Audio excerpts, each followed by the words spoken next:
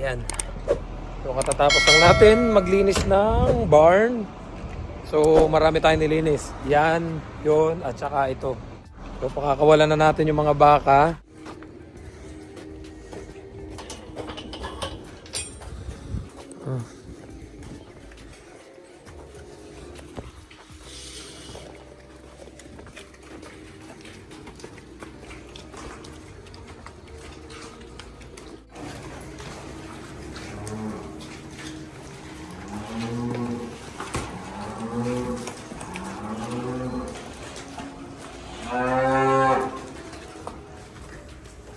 So pakakainin ko na sila. Lilinisin lang muna natin to at ipa-flush ko lang tong ating pinadaanan ng skid steer. Paanda rin na natin yung feed wagon kasi magpapakain na tayo.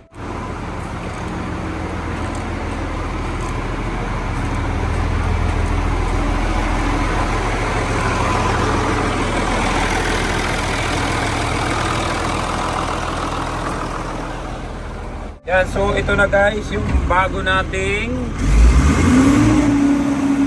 trabaho.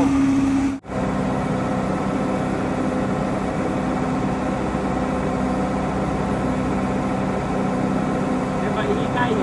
Kailangan natin maglagay dito. So after na ma-mix ko siya, yan, pwede na natin sila mapakain, and then after ko silang mapakain, magtitimpla ulit tayo ng panibagong feeds para doon naman sa mga hyper. Ganda ng umaga, oh.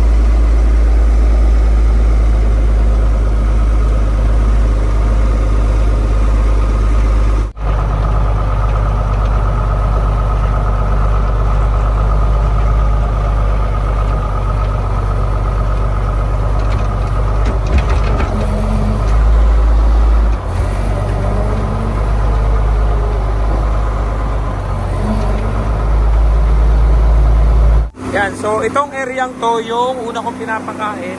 Kung napansin ninyo, yan, medyo makipot yung daan. Kaya iniiwasan ko talagang makasabit kasi yung daan medyo makipot.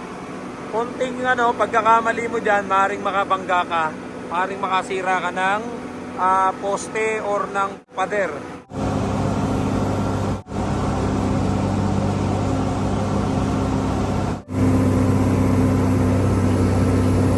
Yan, so tapos na tayo sa first feeding alley namin. Itong second feeding alley, ito yung mas mahirap.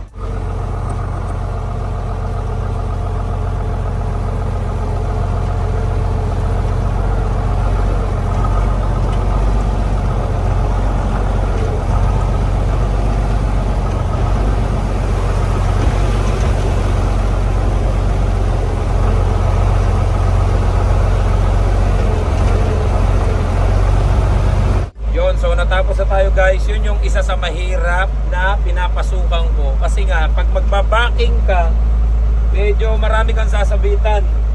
So kapag hindi ka pasanay sa ganitong may karga ka sa likod na ganyan, na trailer, talagang mahirapan ka. Nung unang linggo ko, talagang nahihirapan ako magbaking.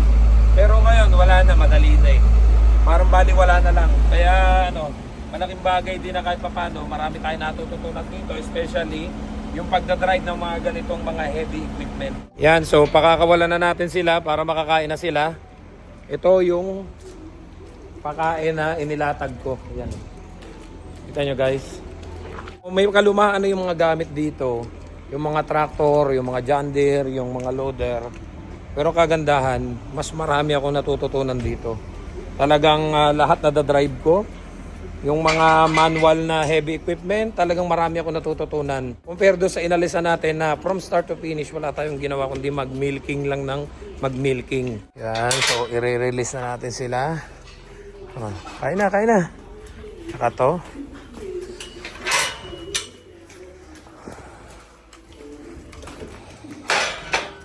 Yan, para makakain na sila, yan. So ayan, kumakain na sila. So ito yung pinasok ko kanina na medyo masikip. Kung nakita nyo, yan o. Kasi nga maraming pwedeng sabitan. Kaya talaga nag-iingat ako pag pakakainin sila. So ito yung aming robotics. Ito yung aming milking robot na hindi mo na kailangan, ayun o. Hindi mo na kailangang maggatas ng baka. Kusa na silang pumapasok dito. Yan, so that's it. Pakakainin ko lang sila. Bahala na silang mag-milking ng kusa dun sa robot. So hindi na kagaya dati. Na from start to finish, wala tayong ginawa kundi mag-milking. Dito marami ako natututunan. Hawak ko pa yung oras ko. Kasi nga nadadrive ko lahat. And ako na yung bahala lang sa pagkain ng mga baka. Yung mga baka naman, bahala na silang mag-milking ng kanila. Yeah, so yung kanina na nilagyan natin ng pagkain, yung aming feeding alley, ayan. Ayan, kakainan na sila. So ngayon, magmi-mix na ulit tayo ng panibagong pagkain. So kailangan nating buhayin tong loader. Ayan.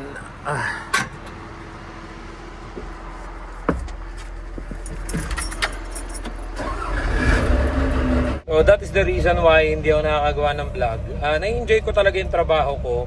And mas gusto ko munang mag-focus sa ganito. Kasi I can imagine talaga na may magtitiwala sa atin na i-drive lahat itong mga to. So lahat ng nakikita nyo dito, yung tractor na yan, itong mga to, yung skidster na yan, and yung mga na doon, yung feed wagon, itong loader, lahat yan dinadrive ko.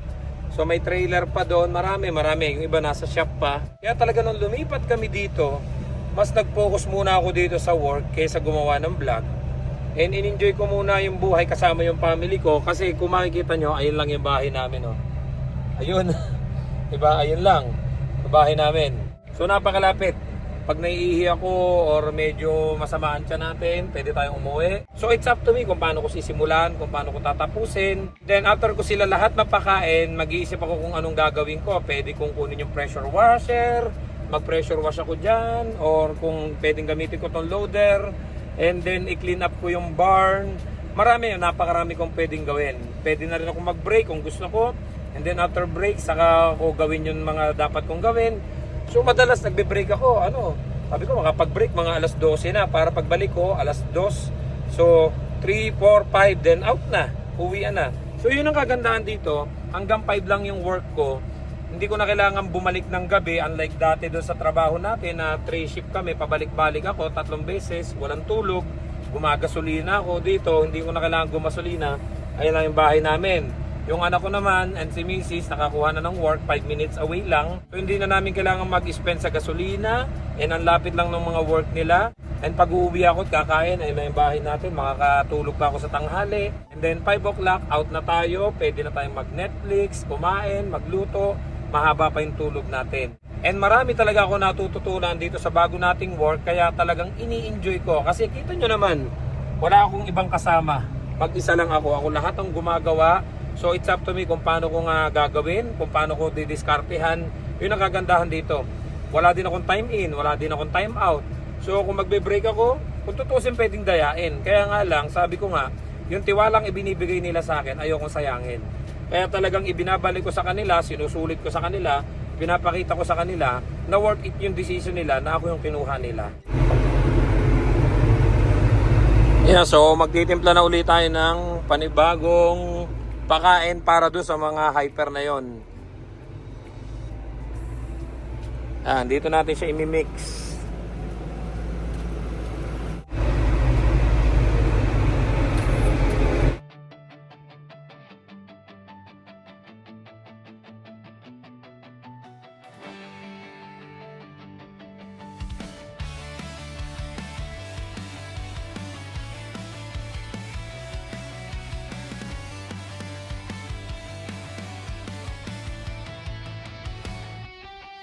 Gising bago sumikat ang araw, kapilang. Yan, so na-mix na uli natin yung pakain. Ang pakakainin naman natin is yung mga hyper. So, ayan nag-aantay na sila.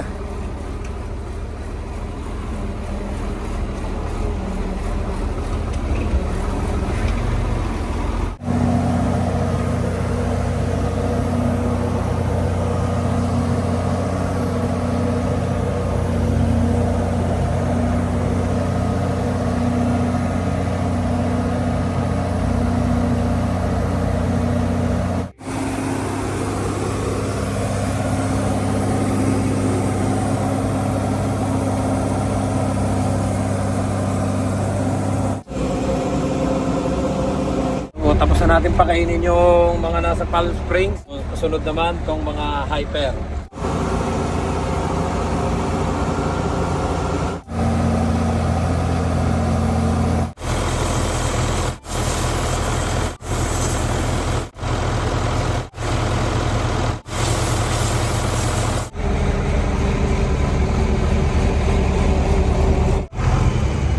Yan, so after nating mag-mix ng pagkain, napakain na natin sila. So hinugasan natin tong feed wagon. So magmi-mix na uli ako ng panibagong pagkain para mamayang hapon. Para naka-ready na. So nakita nyo, ubos na. So magmi-mix na tayo para sa hapon. So pwede na ako mag-break or pwede pa ako mag-isip ng kung ano pang gagawin ko. So it's up to me.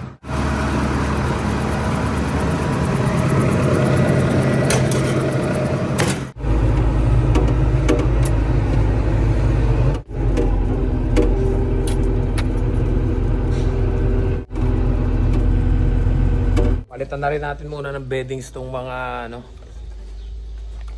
mga calves. So nilock up ko muna sila dito kasi lilinisin ko tong part na to. Papalitan natin ng panibagong sawdust. So dahil busog pa naman ako kaya naisipan kong linisan lang muna yung big cup barn. Dahil medyo madumi na rin yung kanilang mga sawdust, papalitan natin ng bago. So dahil bago pa naman yung sawdust nilang iba, dinagdagan na lang natin, tinanggal na lang natin yung madumi dito sa side na to. Yun, so pwede na natin uli silang pakawalan.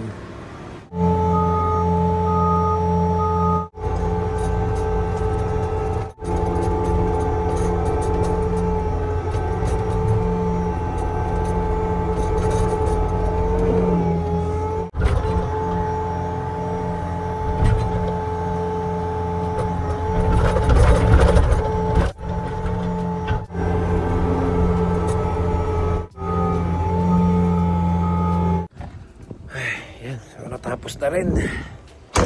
Nakapag-break na tayo. Tinapos ko lang talaga tong linto. Ayan mga yan. Para bago na rin yung kanilang beddings. Nilinisan ko na rin yung kanilang feeding alley. Madami ng dumi. Ayan So makakaano na sila dito. Makakakain ng maayos. Wala na masyadong dumi. So pwede na ako mag-break. Nagawa ko na yung mga gagawin natin. Then pagbalik ko mamaya, naka-ready na yung pakain. Pahanda rin na lang natin tong feed wagon para pakainin natin yung mga baka na pinakain natin kanina umaga. Ayun may mga pagkain pa naman sila. Sa ngayon, tinignan ko. So yun yung kailangan kong i-monitor na hindi sila mauubusan ng pagkain. A few moments later. Pasok na ako. Bye-bye. Bye, Nak. Bye po. Uy, anong ginagawa mo, Nak? Pasok na, Daddy. Ha? Bye-bye. Oh, yan. Nakakain na tayo. Naka-idlip na rin tayo. Oh, ayan lang. Balik na tayo ulit sa work. Anong oras na ba? 2:00 na. So, 3, 4, 5. Wala na. 3 oras na lang ako dito. Mag-iisip na lang ako ng gagawin. Naka-ready na naman yung pakain natin. Mamaya, before ako umuwi, mag-iiwan lang ako ng pakain sa kanila kasi iba yung timpla ko ng pakain sa umaga at sa gabi. Mas mahaba yung oras na wala tayo dito. So kailangan mas marami yung timpla natin ng pakain. Kailangan naabot siya ng umaga. Pagdating ko dito, may kinakain pa rin sila. Yan Yan, may kinakain pa yung mga yan. Ay. Tingnan muna natin. Baka may bago na namang panganak dito. Wala naman. Tingnan natin itong mga to kung may pakain pa. May pakain pa. So pagdating ko ngayon dito, dito si boss. Pinamomonitor niya lang sa akin tong 2 bakang to. So aalalayan ko siya dito sa milking robot namin. Kasi nag-paid pala siya kaninang umaga. So chinecheck namin yun dito sa apps na dito sa phone namin kung nag-success ba siya sa milking or hindi. So kanina naipasok ko na siya dito pero Hindi pala siya na-milking nga ng ayos kaya imo-monitor ko kung bakit nagpe-fail siya. Yan, so habang inaantay natin silang mag-milking, ayan, kita nyo. Lilinisan muna natin tong robot room namin. Kasi matagal din to, ayan o. Hindi pa siya tapos. So habang nag-aantay tayo, linisan muna natin.